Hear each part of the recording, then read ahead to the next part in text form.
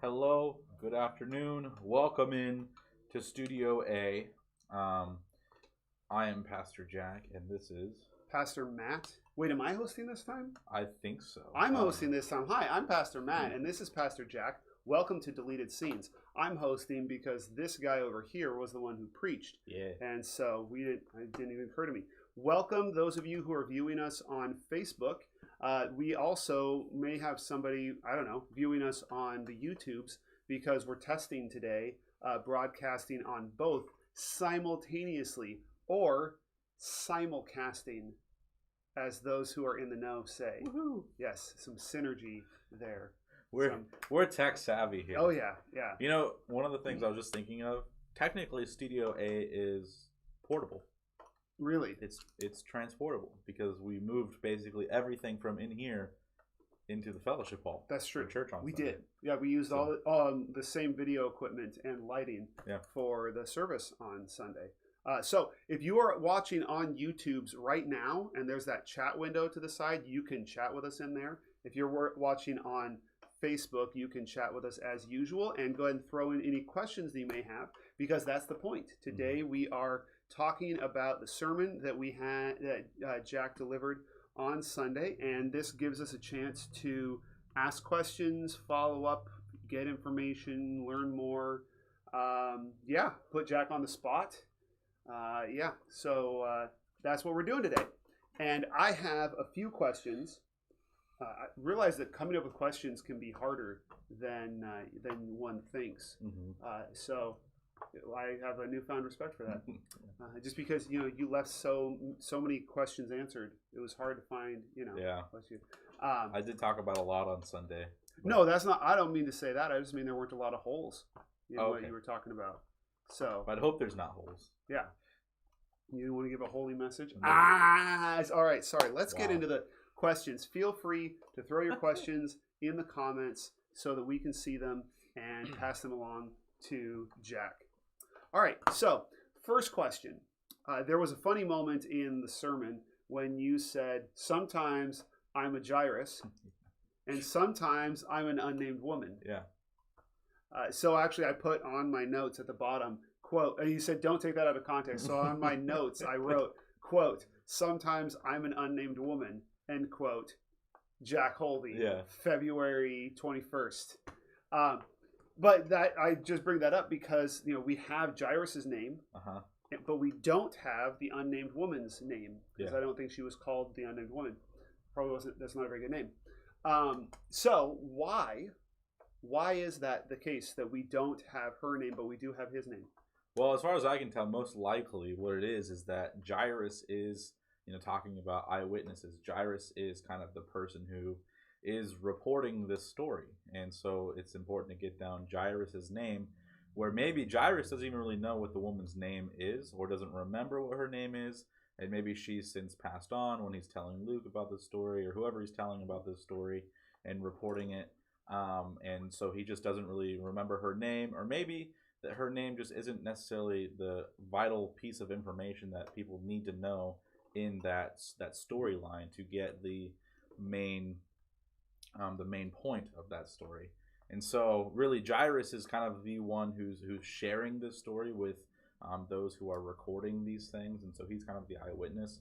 So it is important to get down Jairus's name to say this is who was there. I mean, like we said, he saw everything that happened, and part of it probably made him pretty upset. So he's going to kind of remember this situation of this very important day in his life where, he saw a woman be healed despite how he was feeling about it, because he was like, hey, my daughter's dying. And then he saw his daughter be raised back to life. And so, Jairus is the person who's telling the story. He's the eyewitness to the story. And it's just possible that he doesn't remember the name, or it's just not vital information for the point of the story. So yeah. Well, and I think another reason that he doesn't include the name might be that the audience that they're writing to wouldn't recognize it. It's like if Jairus is an eyewitness, he's known for telling this story. People know that Jairus had an encounter with Jesus, and if the woman had died, for instance, then they wouldn't recognize her name if he told them, and so it's not. That might be why it's not vital information. Yeah. But I find that really interesting that the story is told, that recognizing that her story is told by Jairus. Mm-hmm. It's interesting. And maybe he got some perspective, because it's a pretty sympathetic story, right? Yeah. Maybe he got some perspective later. After everything was over, he looked back, it's like, she was kind of, that wasn't an important moment, even though I was focused over here. Yeah. Interesting. All right, so in your sermon, you mentioned that this woman was unclean because of her bleeding issue, and you also, and I had made this connection before.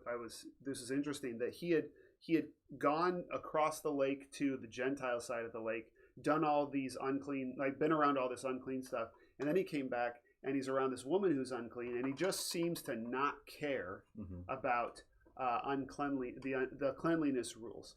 So the question that I have, that always comes up to me when I think about that is, God wrote those rules. Why doesn't Jesus care about them? Yeah. Well, my interpretation of this would be that Jesus is about something different in a sense, right?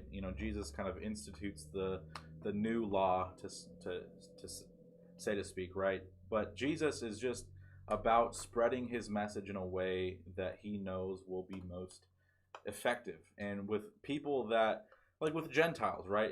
Gentile inclusion is a huge part of Jesus' message and Jesus' mission on earth.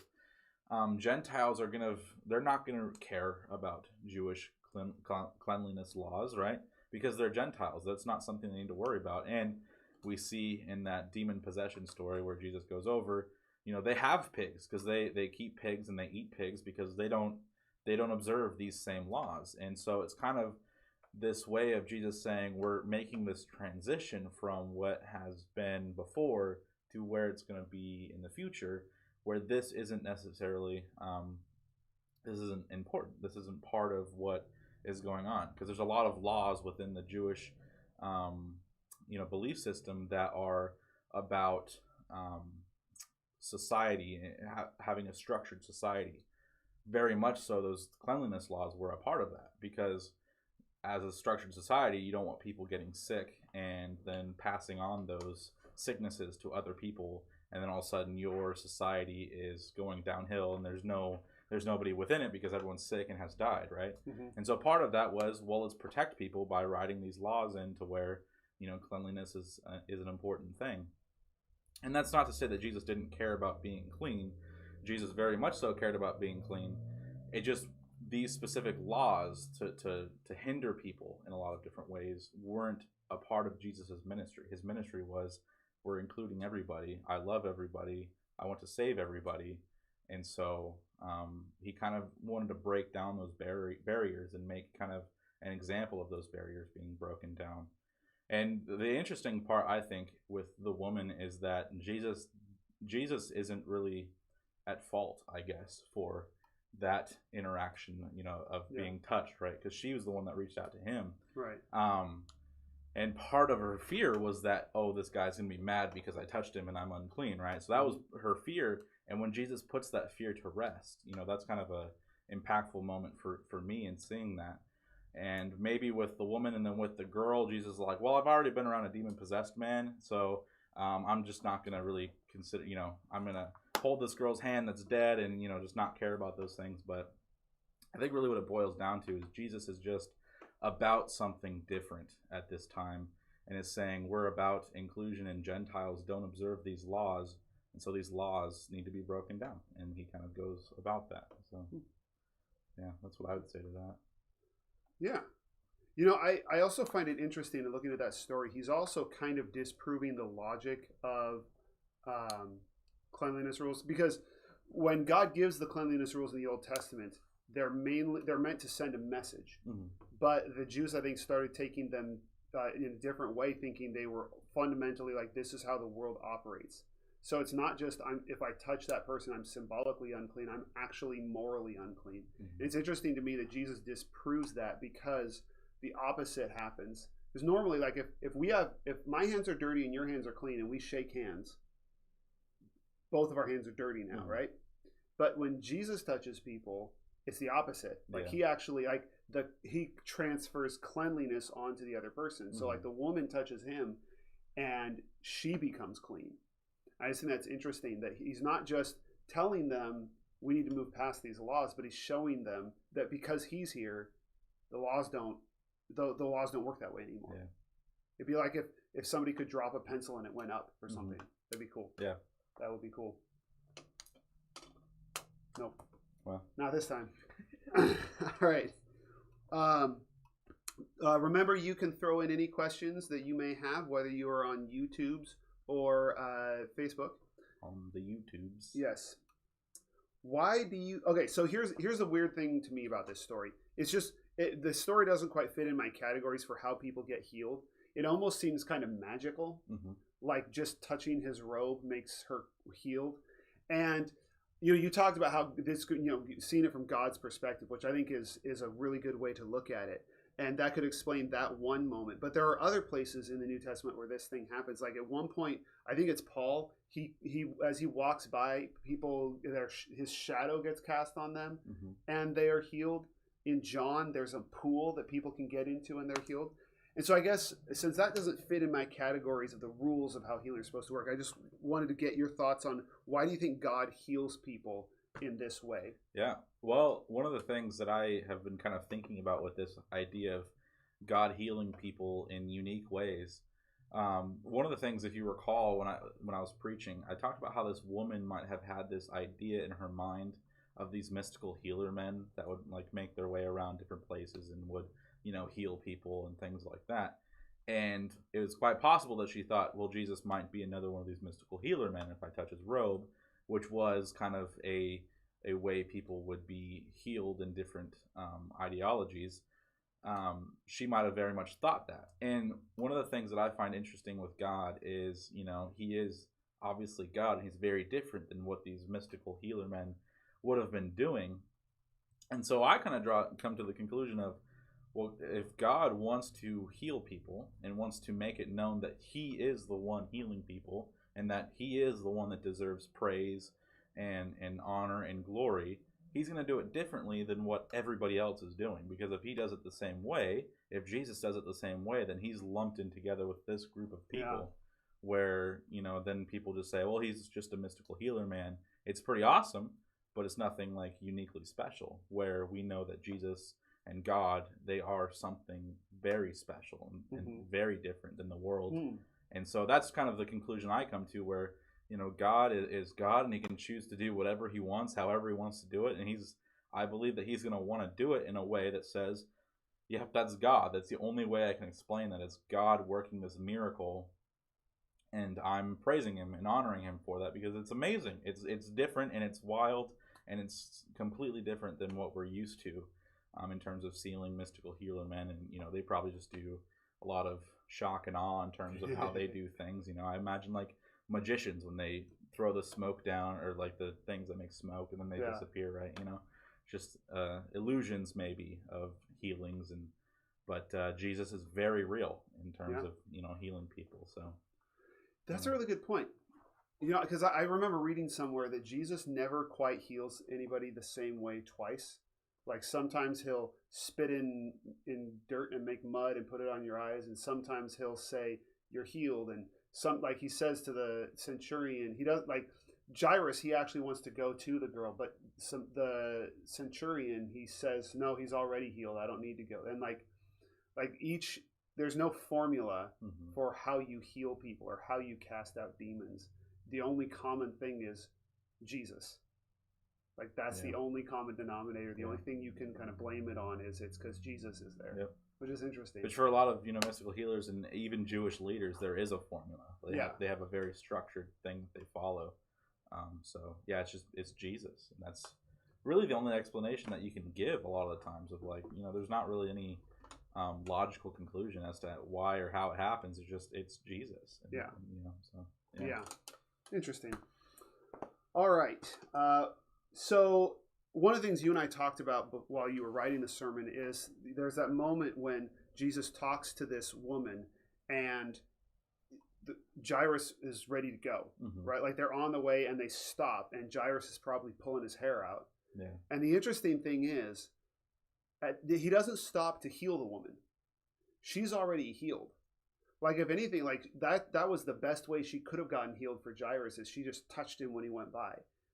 And yet Jesus stops and he stops to talk to the woman after she's healed, and kind of prioritizes that over going to see this dying girl. Why do you think he prioritized talking to this woman after she was healed over going to a girl who is still dying? Yeah.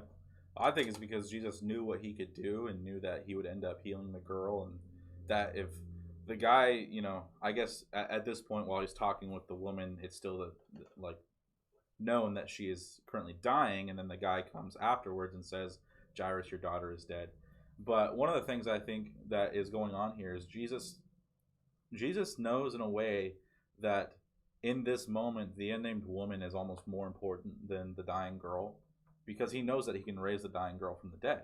Yeah. What he knows could happen is if he says, all right, there's this girl that's dying, I'm going to go heal her and then come back, this woman could figure out a lot of different ways just to kind of slip out and say, I'm getting out of here. I don't want to talk about this story because, what I'm going through is quite embarrassing. I just don't want to reveal all of these details about my life and all these things. And so she's like, well, Jesus is gone. I'm just going to stay here and then leave.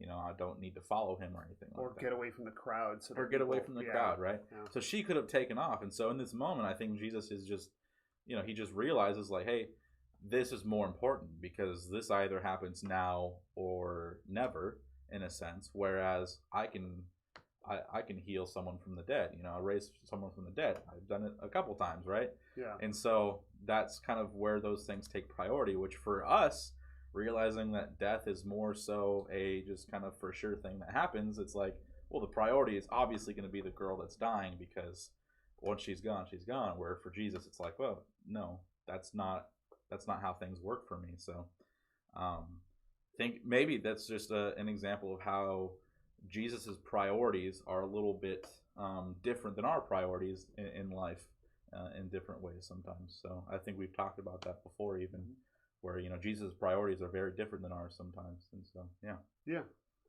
Well, we have two questions now, both good questions. One of them kind of going along with what you were saying earlier. About Jesus' attitude on cleanliness rules, it says, so wasn't Jesus showing us as Christians we should not be offended by someone who is not a Christian or unclean, but rather share God's love with them? Yeah, I mean, Jesus, talking about social norms, the social norms would be for Jewish people to be pretty closed off to Gentiles and things like that. And you see a lot of Paul's ministry is breaking down that barrier and saying, no, this isn't what it's about. It's about including everybody, and we're all a family, right? And so much of Jesus' ministry sets that foundation of this is different. We're including everybody. We're loving everybody. And if you just look at Jesus' life, it's one that is very different than even how maybe sometimes we act in the church today. It's very difficult for us sometimes to be accepting of others, and there's definitely different times where it's difficult even for me personally, and but if we look at Jesus' life, it's very, very different. He's definitely one that shows love, and sometimes that love is a little bit more harsh than at different times of his life.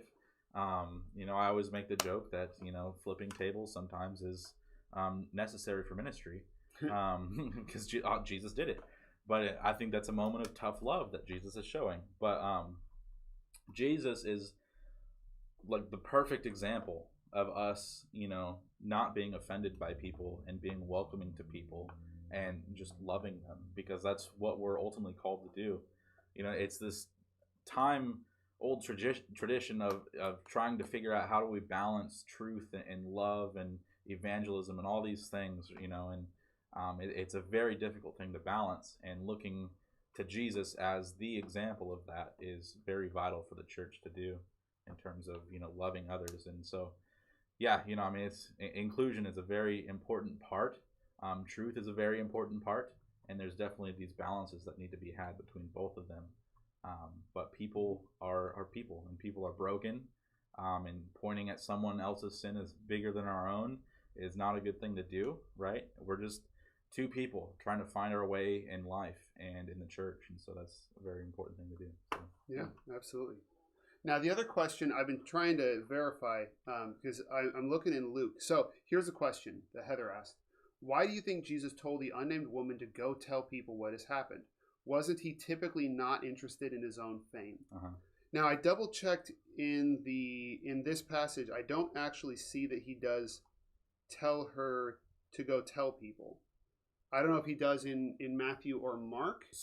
But he definitely intentionally publicizes the miracle. So either way, he is making sure it's publicly known. When she's right, oftentimes Jesus wants to keep things on the low down. He keeps it a secret. So it sounds like you know more about this that you can. It's really interesting. Actually, this was one of the things that probably got cut out of my sermon. That is, so one of the people he does tell to go, like he does say to them, go tell others about what has happened, is the demon-possessed man. When he casts out the demons, he says, go and tell others what has happened. You'll notice in the story with the girl and her parents, and Jairus and his wife, he says, don't tell anybody. Now, this can be drawn to the conclusion of, well, it's going to be very obvious that people knew the girl was dead. Now she's walking around and is alive, right? So there's not really any need for him to go, or for them to go tell others about that, because it's pretty plainly obvious. One of the things I think that is going on here is Jesus, you're right, he's not interested in his own fame. What he is interested about is spreading the good news, right? So spreading the message of what he's there for, of who he is.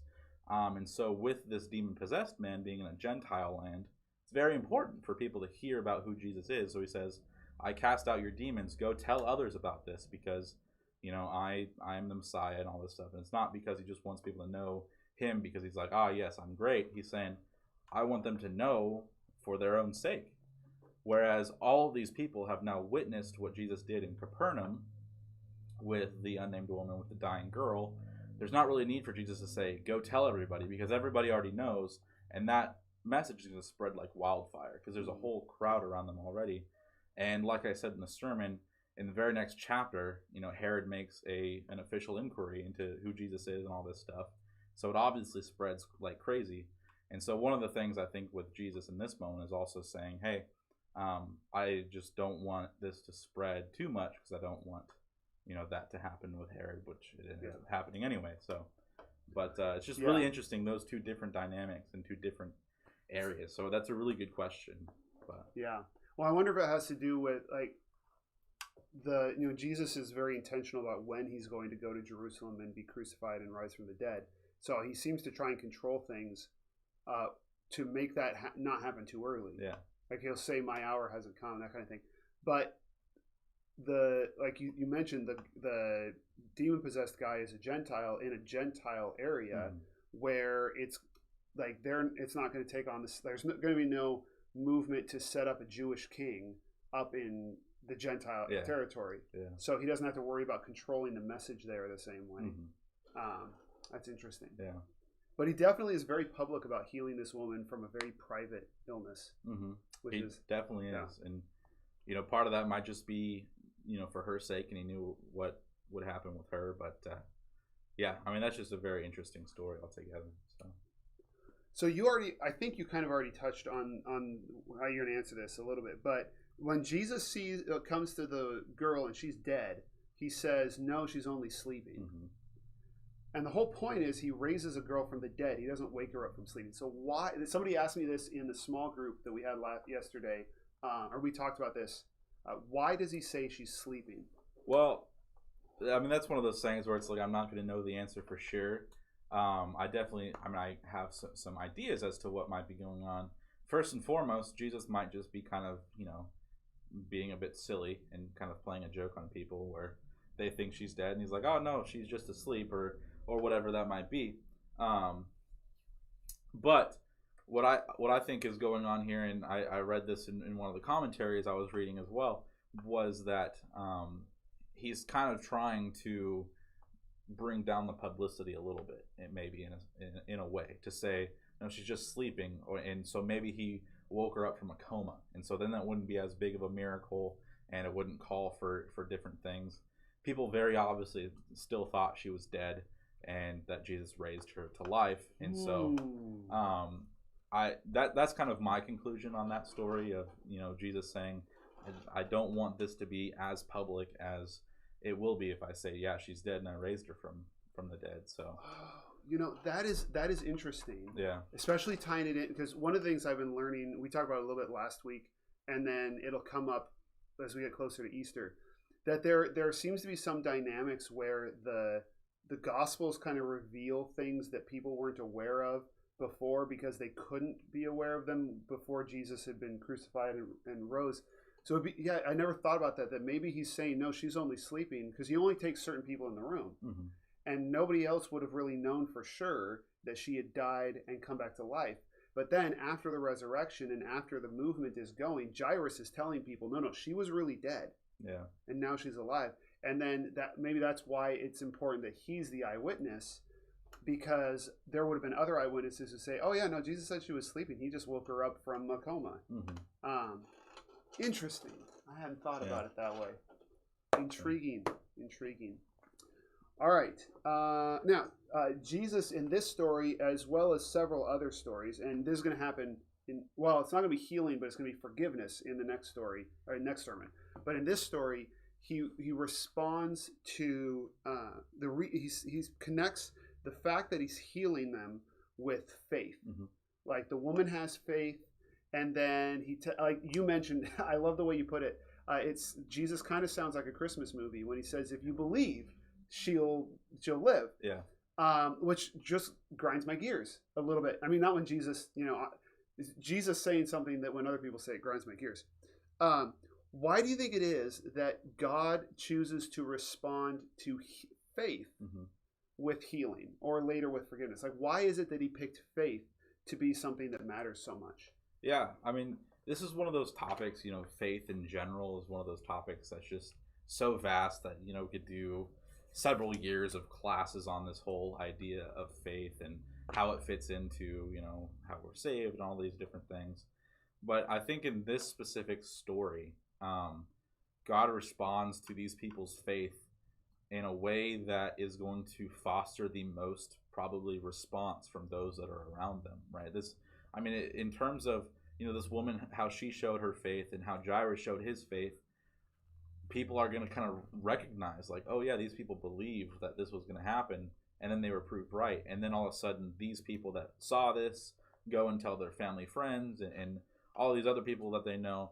It was just kind of this way of God knowing that how this was going to foster response from people, and I think in this specific story, that's kind of what is going on here, in the way that, God just knew that this is going to be the right way to handle this, and to really show who Jesus is, and to spread the word better than any other way that it would happen. So, God, it's never my place to say, how God handles faith or handles belief or handles these types of things. That's all up to God and how he handles things. And so, I tend to respect how God chooses to do those things and to act in certain situations, like with this woman and with Jairus. It's God knows what's best in the moment. And I think it's very obvious to see how this was the best situation for the woman's response, for Jairus's response, for everybody else's response that were around them too.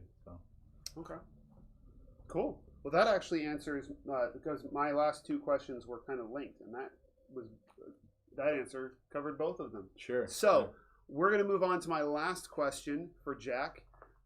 This is going to be completely off topic, and he doesn't know what's coming. So feel free to post any more questions. This is to give you time for follow-up questions. Yes.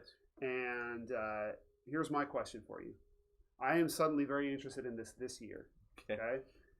This is our last broadcast in February, which means that we are going into that craziest of months, full of madness, the month of March. And my question for you is, who do you think is going to win the NCAA basketball tournament this year? Wow. Man, ask me any other year. I have a very strong opinion as to who will. This has been one of those years where I just have no idea. Quite honestly, there's a couple teams just off the top of my head. I haven't really been paying a whole lot of attention this year just because of how crazy things have been. The season's been weird. But I know Baylor's still undefeated, and I know Gonzaga is still undefeated right now. So those are two really strong contenders, I think.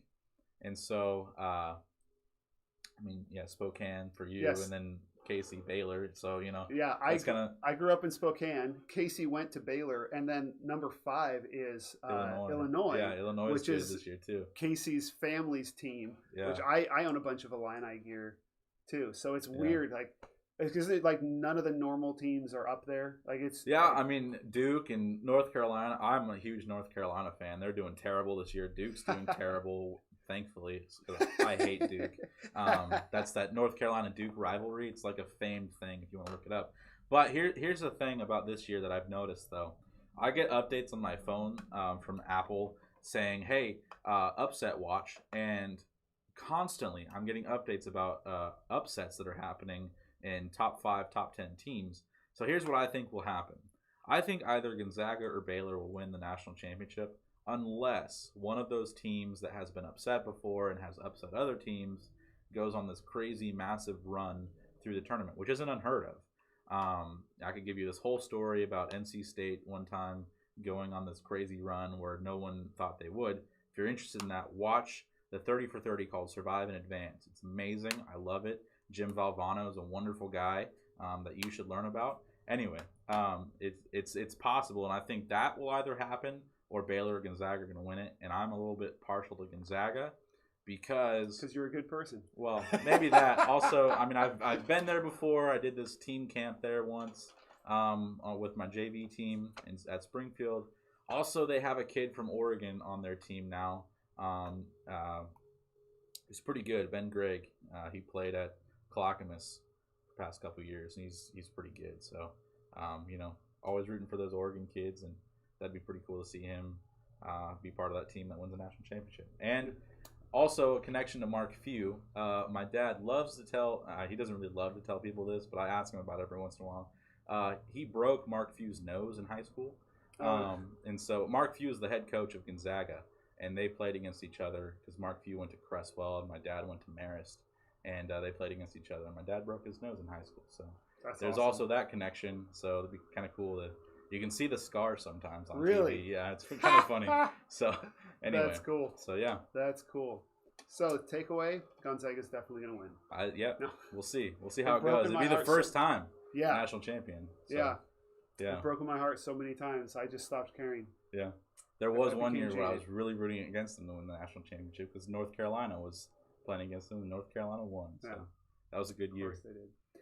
All right, I apologize for those of you who hate sports talk for the fact that I asked a sports question, but it gave you time to ask to throw in any more questions that you might have, which doesn't look like we ended up with any. Yeah. So thank you for your opinion on basketball that is much more informed than mine. Well, hey, my only opinion is it's Gonzaga, not Gonzaga, and my father-in-law has taken to teasing me about that. Really? Yeah, because you don't call them the Zogs.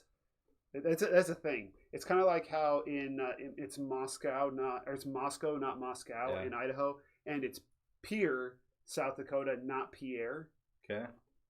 It's just one of those things. People got a thing about that. Yeah. They got a thing. It's Gonzaga. I just say Gonzaga, just kind of get that through there, I think the actual name that they're named after is Gonzaga. I'm pretty sure it's Gonzaga. That would make sense. But no, Gonzaga. But anyway, that's our show for today. Thanks for watching. And Jack, thank you for your insight for the sermon and for your answers today. My pleasure. And this next week, we're going to be finally getting back. I know you have been on the edge of your seat trying to find out it's been 2 weeks. Who the surprise witness is. That was not intentional. You'll be finding out this Sunday. And we'll do a follow-up next week here in Studio A. So, since you preached, I'm going to let you sign us off. Sure. I just want to add one quick thing. Yes. Okay? There will be more sports references because I work here now, and I love sports. So, it's already made its way into communion meditations, and now this. But anyway, if you don't like them, I'm sorry, but that's part of who I am. I hope you can accept me. So I didn't mean to say like it's bad to talk about this. I know sometimes if you get too deep, people who don't know aren't like anyway. Yeah. Okay. It was fine. It was a good answer. It was exactly what I asked you for. I appreciate that. I thought about starting a YouTube channel where I talk about sports, but anyway, stay healthy, stay hopeful. Go in peace to love and serve the Lord.